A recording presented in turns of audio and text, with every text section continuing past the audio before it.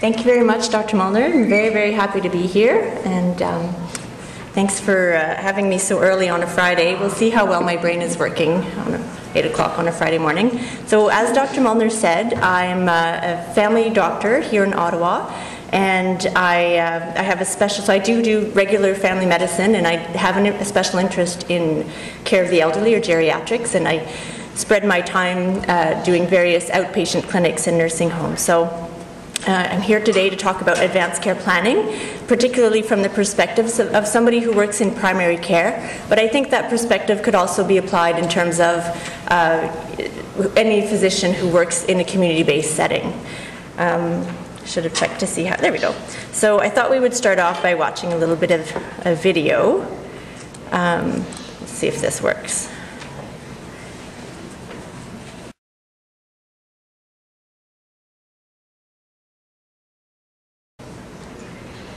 So that was developed by actually one of our local doctors, right, who does palliative care. Oh, I should stop that. It's on the Pallium Canada website. Hang on. Let me just go back to my presentation. There we go. It's on the Pallium Canada website, and there's a French version, there's a few other videos to sort of promote this whole idea of advanced care planning in the general population, because as we're going to see, it's not something that we do probably enough of. So the objectives for today are going to be a review what advanced care planning is in a primary care setting, to talk about what is it, who should do it and why, what's the role of the primary caregiver or the care provider, whether it be family doctor, nurse practitioner, or somebody who's a specialist in the community, to identify some of the barriers to doing advanced care planning, and how it should be documented, and then what are some of the resources that we have access to. So things we won't be talking about today, because the advanced care planning and power of attorney is something that varies from one province to another. I've not become well versed in what they do in PEI or British Columbia, so we're going to stick to how it's done in Ontario. We're not going to get into the specifics, especially in terms of clinical aspect of palliative care or end-of-life issues. We're not going to talk about capacity assessment, because that's a whole hour in and of itself. And I'm not going to touch on medically assisted death or euthanasia today. I have no conflicts of interest. If anybody wants to give me money so I can have some, I'd be okay with that. So end-of-life planning. I read an article published by a journalist in the Globe and Mail about this a few years back, and he made the analogy that life is sort of like an airplane ride. You know, we all take off at some point, and we're all sort of cruising along at some nice altitude, enjoying the movie, eating our snacks. Really, nobody really thinks about how we're going to land the plane and how that's going to happen. And that kind of goes also with the jumping out of the plane without a parachute analogy. So I think the airplane thing works pretty good in this case. So but we all know we're going to die, right? Like, that's sort of the inevitable end that we're all going to come to. It's just we don't really know how that's going to happen. And in an ideal world, or most of us would hope that it's sort of quick and painless and without suffering and not a long drawn-out affair or anything like that. So sadly, though, many of us that's not how it goes. It sort of goes something like that, and there's a lot of complicated, messy stuff in between during the landing part, if we want to continue with the analogy. So about 10% of people are going to die suddenly. So in that sudden heart attack, a trauma, something like that, that's 10% of the population. 90% of us are going to go through something that is, something involves frailty or body breaking down in some way, medical interventions, things like that. And in that phase of our end of life, 70% of us will have some time where we're not capable of making decisions for ourselves. So either we're unconscious, we have a tube stuck down our throat, whatever it is, we have advanced dementia, we're not able to make those decisions for ourselves. So 90% of us are going to have sort of a prolonged course in how we die, and 70% of us along the way aren't going to be able to make decisions for ourselves. Hence the importance of advanced care planning. So a clinical scenario, because it's always kind of interesting to throw in some real patients there. So Mrs. D is an 82-year-old woman who was a patient of mine in long-term care. She suffers from chronic kidney disease, and by chronic kidney disease, her baseline creatinine was in 350 range. Hypertension, dementia, hypothyroidism. So those of you, that is sort of dialysis range for her kidney disease.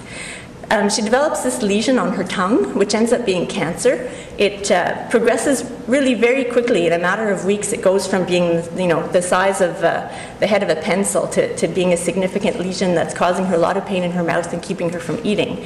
She does have dementia. She is now not really able to communicate with us clearly verbally, and she's not eating. So the question becomes here is that this cancer is not metastatic at this point, but it's causing her such discomfort that what will kill her is indirectly the cancer, you can argue, but not the cancer itself. It will be starvation because she's not getting enough food. So there's an easy way to fix that, and that's putting in a feeding tube. But she's 82, and so these are complicated matters, right? Her only son died when he was in his 20s, so her power of attorney is a close friend, and her husband died a long time ago. Power of attorney is a close friend who's only really known her for the last 10, 15 years. And it was a difficult decision. She had a lot of angst about this, right? Because you're making these life and death decisions on behalf of somebody else who may or may not have expressed to you their values or their belief system or what's important to them near the end of life.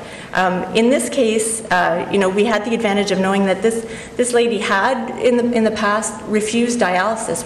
When her kidney failure got to the point where they said she should get dialysis, she said no, she didn't. She wasn't interested in that, and quite amazingly lived another 5-6 years with a baseline creatinine of like 350, 400. So the power of attorney at least had that to rely. There was a precedent that she felt that a feeding tube would not be appropriate. It would not be respecting this person's wishes, and we didn't do it in the end. But even with that precedent being set, and even with being somewhat aware of what her loved one's wishes would have been, she still had a lot of stress and angst over this decision. So it is something that, if we thought about preparing a little more ahead of time, might become easier for people who are in that situation. So what is the situation now for advanced care planning in Canada? Most of us have not heard of advanced care planning. Less than 50% of Canadians have had a discussion with a family member or a friend about their end-of-life wishes. 9% of them have spoken to a healthcare practitioner about their care at the end of life, and 46% have chosen a substitute decision maker. So not great statistics.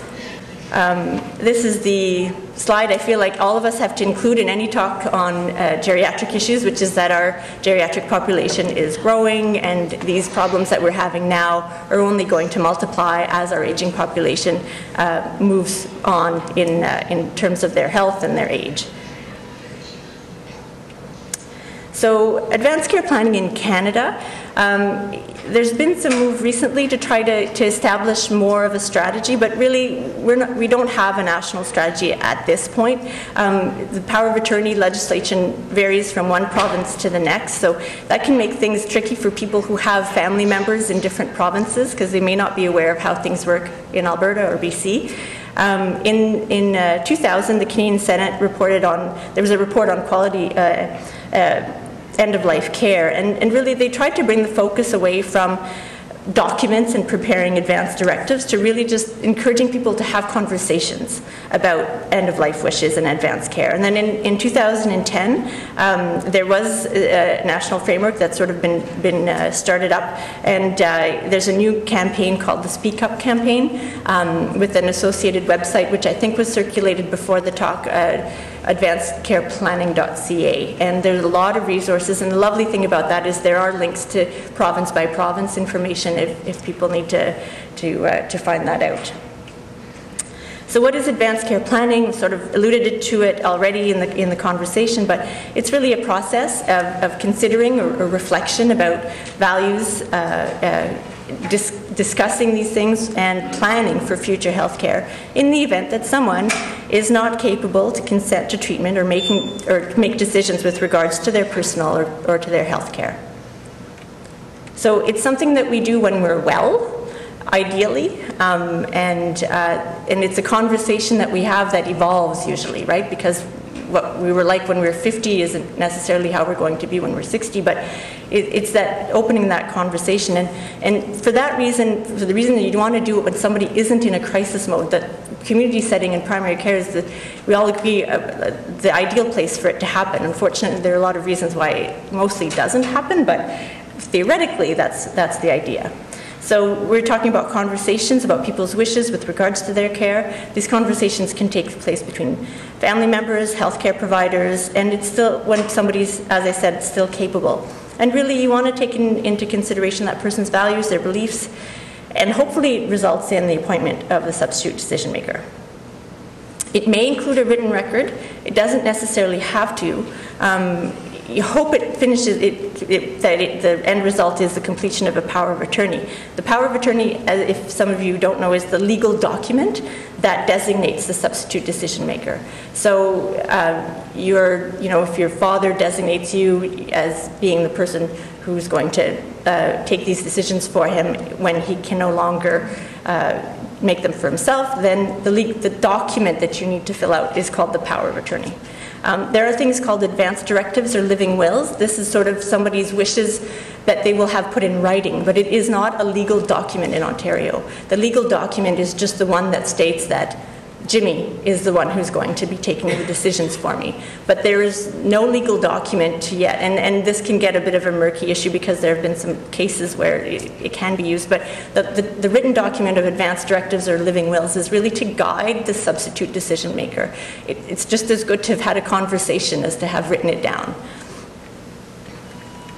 So the benefits of advanced care planning, obviously it reduces the burden on the substitute decision maker. If those conversations have, well, if they've been designated as the person to take the decisions, I mean if there's a family where there's multiple children involved, that will at least eliminate one argument there, it's going to be Jimmy. And then it would help if the conversation's taken place about the values and the beliefs, then that substitute decision maker has less stress in terms of making those life or death calls for their loved ones.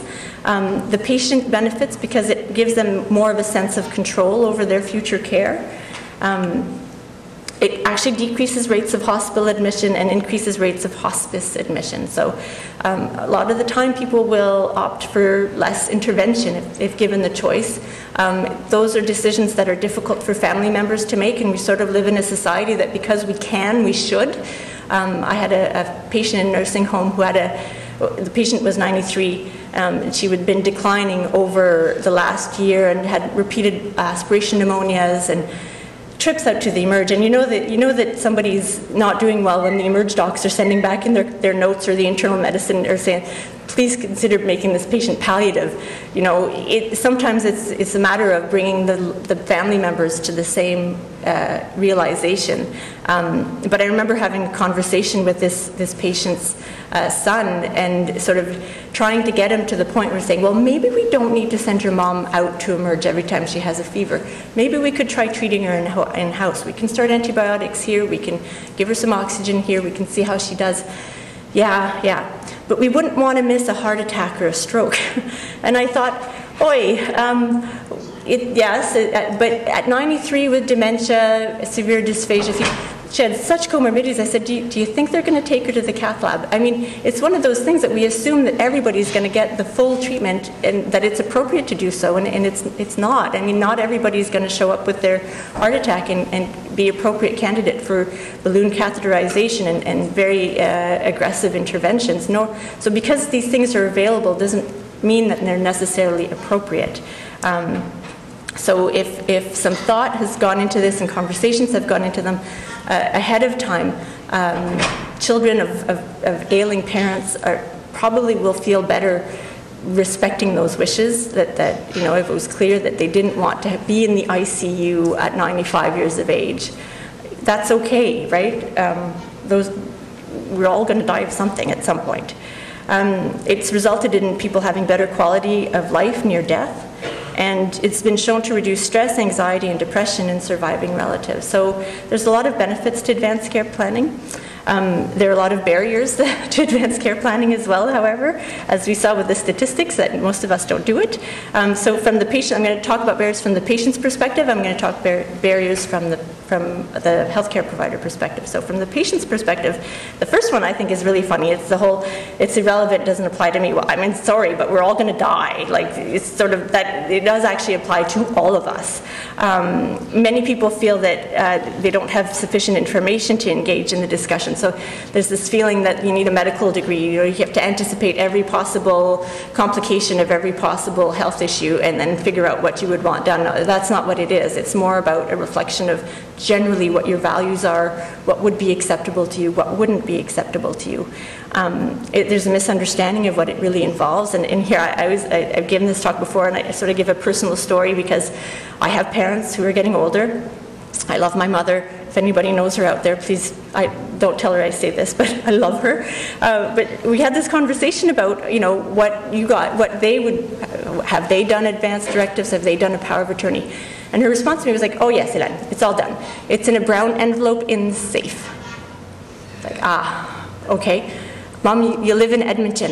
Yeah, I live in Ottawa, Okay, so maybe we could talk about what's in the brown envelope in the safe. Well, it's all very simple. It's with my will, and it's all in there. And I'm like, okay, well, let's just say that I can't get to the brown envelope in the safe. How about you tell me what your feelings are on, you know, if you're not able to make your decision, you know, if you're unconscious, you've had a stroke, what do you feel about what would be acceptable, what wouldn't be acceptable? Oh, well, we don't want, what did she say? No drastic, no extreme measures. You don't want any extreme measures. Okay. What does that mean, you don't want any extreme measures? She's like, well, you know, nothing extreme. So I said, okay, well, so if you're walking down the street and you collapsed and we didn't, you know, we didn't feel a pulse, would you want us to start compressing on your chest? Oh, yes, I would want that. And CPR, yes, yes. And 911 lights and sirens to the hospital, yes, yes. Tubes, intubation, yes, yes. And I'm like, okay, at what point did you not want extreme measures? And she's like, well, if you've tried everything and I'm still unconscious and I'm a vegetable, I don't want to be kept alive on machines artificially. Okay. That I understand. But it took me a while to get there, right? And it sort of was this moment of like writing it out, putting it in a sealed envelope in a safe, and thinking that that's what you, like that you can tick that off in the to-do list of I've done my advanced care planning. That may not have been quite, you know, the right way to go. And we also encourage people to then, you know, once they've had the conversation, then go and talk about it with their family doctor. So it can be a little, you know, so people think they've done it, but maybe they could have done it a little differently. Most of us agree, like in surveys, 60 to 90% of the general public supports the idea of advanced care planning, but there's two examples I'm going to share with you where it can really go wrong in terms of publicity. So the first one is Barack Obama's President of the United States decided when he was reforming his Medical Care Act, decided to make advanced care planning a priority and wrote into it that physicians would now be able to bill for the time that they would spend discussing advanced care or end-of-life issues with their patients. Sounds good. I think that's reasonable. The opposition, however, sort of took it and spun it in terms of that he was making these death panels whereby bureaucrats were going to be deciding for people that they weren't going to qualify for their for treatment of their chronic diseases. So Obama's advanced care planning, code words for euthanasia, and Sarah Palin actually renamed them the death panels. And to this day, there was a study apparently done a few years ago by Kaiser Family Planning or something like that, that said that 30% of Americans still believe that death panels exist, and that you know, if they answer questions to bureaucrats, they'll be discouraged from continuing chronic disease management and just put on a pathway of death. So it can go wrong. It does get a little touchy sometimes. The other example is in the UK, where they developed something called the Liverpool Care Pathway. And the goal of this pathway was to address some discrepancies in how palliative care was administered or done in the community. So they found that there was, you know, some people did a great job, some people could use some help. So they made this protocol or clinical pathway by which people could easily have palliative care, and it was really, the goal was to improve end-of-life care. They also, as an incentive, the National Health System, or the NHS in the UK, put financial incentives to people who use the pathway. So the result of that was headlines such as "Cash incentive for NHS trusts that meet targets on Liverpool care pathway. Hospitals bribed to put patients on pathway to death." So saying that people, so that what came out in the media was that apparently, health providers were inappropriately putting people on this pathway to death in order to meet their targets and get financial incentives. And there wasn't any basis to this, but the public media campaign was successful enough that they've done away with the Liverpool care pathway in the UK. So it can be a touchy issue. And that kind of touches on the barriers to advanced care planning from a healthcare provider perspective, which one of the ones is that we don't get a lot of training about doing this in medical school or residency. And a lot of us feel that, especially if you're speaking with a patient or a family member of a patient who isn't on the same page as you at this, you sort of start feeling like the angel of death, like you say things like, well, we're all going to die at some point. This might not be the most sensitive way to put it, but it's true. And so it's sort of hard to sometimes, we don't feel comfortable discussing these things.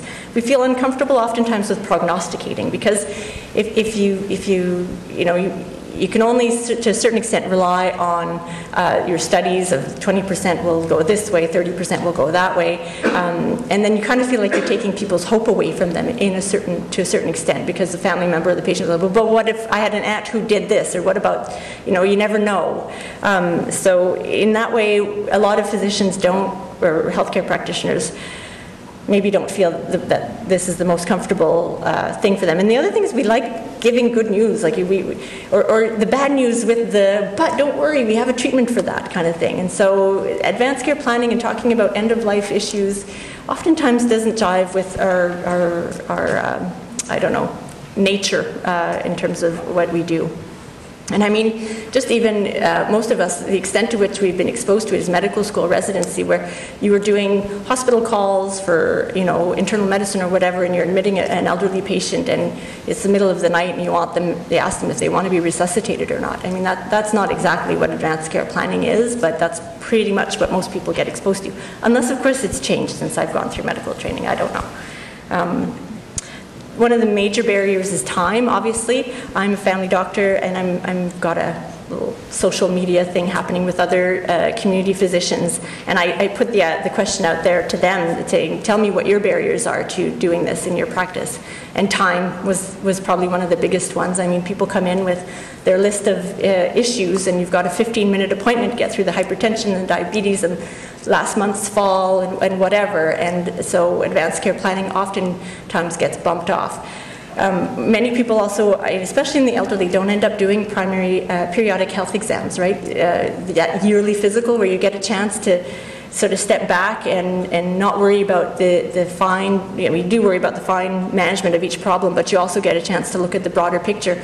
In our elderly population, we end up seeing them every 3 months, every 4 months for whatever reason, because they need a little bit more care, and so oftentimes it gets missed because there isn't that one once-a-year visit where we look at the whole picture. Oh, wrong computer. There we go. A lot of people, it's not even on their radar. Like it's sort of, oh yeah, I should do that, but it's not. They don't get a little reminder box on their EMR. It's not part of their checklist mentally of what they go through. So that's also, and there's a lot of competing priorities in terms of other medical issues. And then communication. So in my family health team, one of the big barriers that came up was we couldn't agree on documentation. Where should this be in the patient's chart? How do you communicate it? So how do you make sure that the information is up to date? What if you asked about it 5 years ago and now they've changed who their power of attorney is, things have changed, their wishes have changed, but you haven't updated the chart. What kind of responsibility does that put the family doctor in? How do you communicate that whatever the conversation you had with the patient in the chart, so that then it can be communicated to the specialists and other team members involved in that person's care? So that was actually one of the biggest barriers when I had this conversation with my partners about how can we improve this in our system, and the documentation, and nobody could really agree with how it should be done. There are some resources for health professionals, so that's sort of the part of the barriers. So now sort of thinking about what can we do about it. The Ontario Medical Association actually in 2004 launched an end-of-life strategy campaign, and its main goal is to increase the number of Ontarians who are engaging in advanced care planning. So sort of bridging that gap between advanced care planning and palliative care, increasing knowledge, normalizing dying once again. Some people will talk about just the societal shift that has happened. People used to die at home all the time, and now people die in hospital, right? Like, that's our instinct, is just to send them out right away. So as a result, most people have never seen somebody die, which I think that if I talk to my parents' generation, it wouldn't be that uncommon, right? Somebody died, a neighbor died in their home. You were exposed to it more. We've distanced ourselves a lot more from dying and the dying process, and as a result, I think that it's not normal. Like, we've just completely taken it off our radars. We need to go back and normalize it a little bit. So the key messages from the Ontario Medical Association is just to talk to your loved ones and your physician about your wishes and values, to inform your choices at the end of life care, and to appoint a substitute decision maker. And in the end, it's very simple. You know, it's two things: talk about it and figure out who's going to talk for you. There's some resources. I've put the links here, and I think you all have copies of the slides, so you can refer to them as you wish. But this page is very good for the Ontario Medical Association, because you have the direct link. It has a hyperlink to open up the power of attorney documents. So if you're practicing in the community, if you have this website handy, you can always just go there, and it says Power of Attorney Ontario Toolkit. Click on it. 19 pages prints out. You can hand it to the patient. That's all they need. You don't need a lawyer to make a power of attorney document. You just need some witnesses. Usually those witnesses have to be somebody like not a family member or a child, like a neighbor, somebody who's sort of a little bit distant. And if you know, you're afraid that they might get contested at some point, getting it notarized would be advisable. A lawyer, you can have a lawyer to do power of attorney, but it's not necessary. They do advise if you have sort of complex situation, or you know, that it's not as straightforward, then you might want a lawyer, but you don't need one. And it doesn't need to be notarized, and it doesn't need to be, you know, a copy doesn't need to be sent to the government or anything like that. That's one of the common misperceptions. That website also has cute little posters that you can put up in your waiting room. We've played a few of the videos in our waiting room at our clinic. We have a big monitor, a big TV that it's propaganda really, but it's good propaganda, because it's all stuff about quitting smoking and being healthy and that kind of stuff. So we do run these types of things. And then there's some stuff available in French, because I work in a bilingual clinic, from the Speak Up campaign. So practical tips for health professionals in primary care or in the community who are dealing with this. So asking about advanced care planning, just overview, who do you ask and when should you bring it up? Can it be done by other team members? Yes, I'm lucky enough to work in a family health team, which means we have a social worker and a psychologist and a nurse practitioner, and all those people would be very appropriate to be the ones to ask somebody if they have a substitute decision maker designated already. And it could be included in a geriatric screening. So this is part of my project for my clinic, which I'm trying to get us to do, is sort of the equivalent of the Rourke, but for the other end of the spectrum. So sort of a geriatric checklist for when patients come in, and it can be administered by the nurse who's seeing these patients right off the bat to take their blood pressure. You know, she can do an orthostatic hypotension. She could do a screen about falls. She could ask a few questions if their memory is okay, and then, you know, just to say, do you have a substitute decision maker? Has anything changed with regards to that? So that's sort of my project, which is taking a little longer than I wish, but anyways.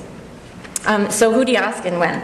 So I'm going to just do a plug, which is you guys should all look after yourselves, right? So think about in this room, who among you has done this, you know, officially designated a substitute decision maker, had the conversation. Oh, good. I don't need you to tell me if you have or haven't, but good for you if you have. But also just having the conversation, right? Because my mom, as you remember, she checked that box off in her head, but to me, she hadn't really done it. We hadn't had the talk or the conversation about it. So this is something that I think, and you know, we kind of joke, well, we don't joke, but lots of people, we do say that quite seriously for, don't know what to get mom and dad for Christmas, you know, get them the shingles vaccine, get them hip protectors. Give them the gift of an awkward conversation, you know, go talk to them about this, like call it their Christmas present. It might be a good idea. If you're working in primary care, they're not really guidelines, but they're suggestions. The Speak Up website, the campaign, they recommend that we ask everybody 50 years of age and older, as well as all patients with end-stage organ disease. Obviously, when a patient brings it up, I'm still waiting for the first patient to ever bring it up with me. You may choose to include it as part of a periodic health exam for those people who are still doing periodic health exams, not only in that age group, but for people who work in primary care. It varies, right? The government's not really, there's not a lot of evidence for periodic health exams, and a lot of GPs have stopped doing it because we've stopped getting paid for them. That's a whole other presentation.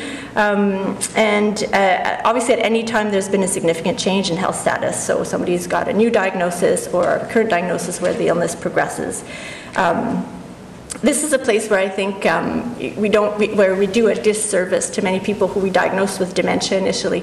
We don't tell them that dementia is a terminal disease, and it comes as a surprise when their dementia progresses and they lose the ability to swallow very well. They get all these complications from dementia that if nothing else kills them, this will.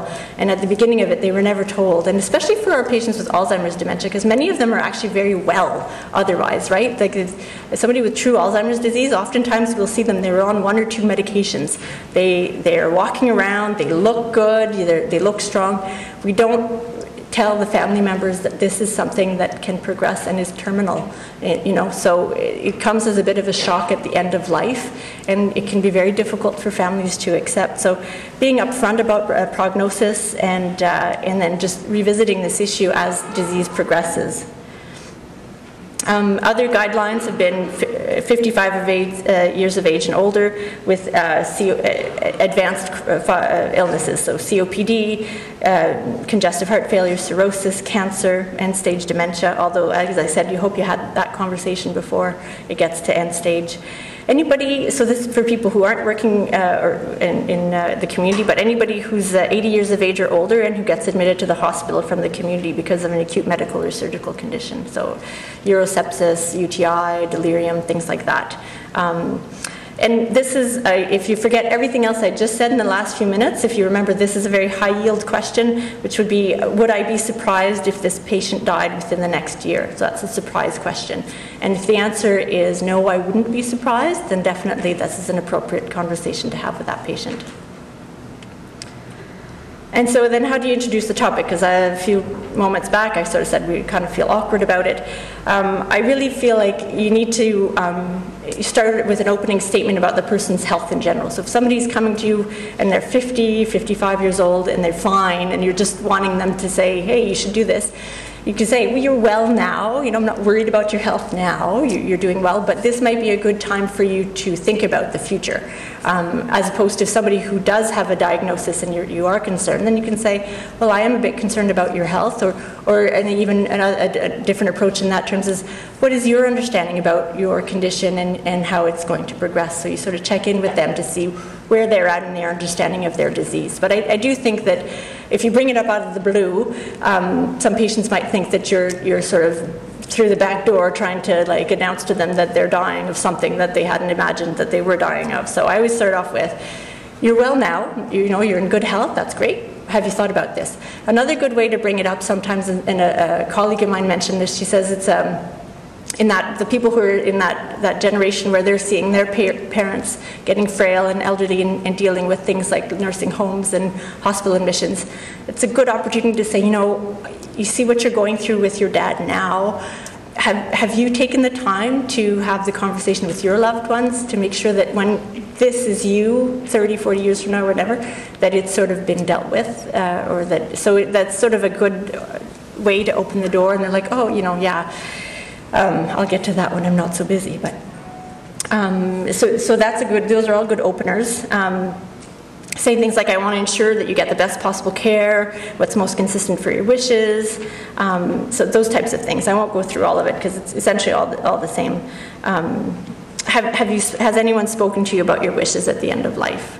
And then the whole, what if you became suddenly ill, couldn't speak for yourself? So I just put a bunch of these, because sometimes just reading these, if you have the slides later, a few might stick in your head and you might feel more comfortable introducing the topic. There was a campaign called the Just Ask campaign. It was mostly done, I think, in a hospital setting, but they're pretty good. There's sort of this, what do you understand about your illness? Do you have an advanced care plan or a substitute decision maker?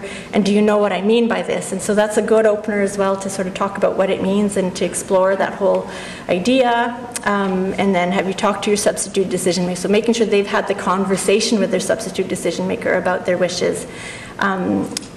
You know, what's important to you as you think about this topic, and then opening it up to, do you have all the information you need to make decisions about the kinds of procedures you do or do not want if you became very sick? And so that's a good time where they might be able to ask you questions and you can give them that information. You can provide families and patients with the resources they need, links to websites, the documents, whatever, and even sort of in terms of their medical condition if they need. And then important to try to set up a follow-up appointment, or at the very least, come back and talk to me. Tell the patients to come back and talk to me about this. It's important that we close the loop on this conversation. I'd like to know what you decide and what your feelings are and what you've communicated with your family members so that we're all on the same page. And studies do show that follow-up visit's really important in closing the loop and making sure people actually go through this, as opposed to just saying, here's some resources, see ya, kind of thing. So the questions that I ask patients to consider is, what do I value the most in terms of, I mean, these are detailed. The crux of it is, what would be okay with you at end of life? What wouldn't you be okay with at end of life? And who do you want to speak to? Who do you want to speak for you? Those are really the three questions you need your patients to sort of think about and mull over. And these three, I'm just conscious of the time, so these next ones are sort of more elaborate, but essentially there's three questions. What's okay, what's not okay, and who do you want to speak for you? So I'll just skip through these. Some more resources for patients. As I said, the Ontario Medical Association website, the Speak Up campaign has great resources as well. And then setting up the follow-up visit. And then the Just Ask campaign has a nice little checklist that you can go through to see about whether or not you've kind of hit on all the points. Documentation. It's difficult. You can do it in the patient's chart on your electronic medical record. I think that there's some work being done in order for that. When a patient is discharged from a hospital in Ottawa now, part of the discharge summary will include goals of care or something like that if they've decided to become do not resuscitate, things like that. So that would be really useful from a family doctor's perspective. Other sites have become a little bit more innovative in my view, and they've developed these health portals where patients can access online sort of their virtual chart, and they can allow other healthcare providers to access it as well. So it's a very interesting way that they can book appointments, they can share test results, and then the goals of care can be on there, so that somebody comes to the emerge department or something like that, and if they're part of that setup, then that information is easily accessible.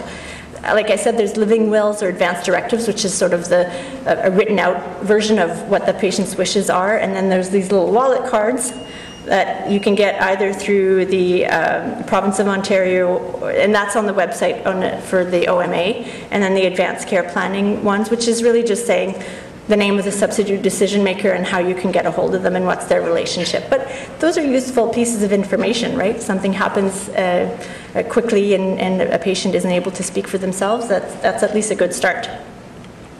That's the checklist I was talking about, so I can let you guys have a look at that when you have a chance.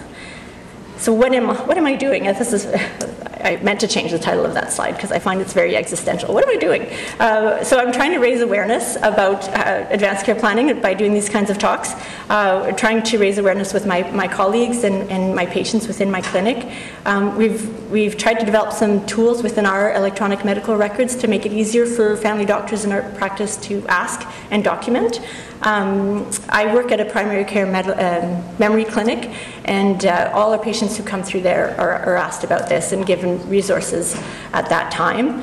We're working on standardizing documentation, and I'm trying to develop a sort of more integrative geriatric screen within our practice to sort of help pick up some of these things that can easily be asked by other healthcare practitioners who work with us in our team.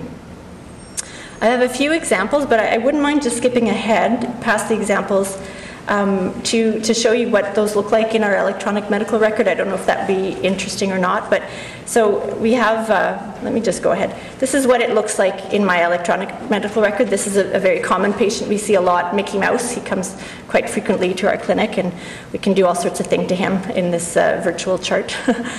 So we would ask, we would bring up this what we call a custom form, power of attorney, and I have two choices to click. Either, there we go, either that the person has a power of attorney, and then it prompts me to put their name because there's two legal power of attorneys in Ontario. You have for finances or for your stuff, and then for your personal care.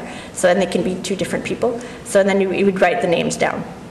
And then we'd ask them to bring us a copy of the power of attorney, and we'd have it scanned in.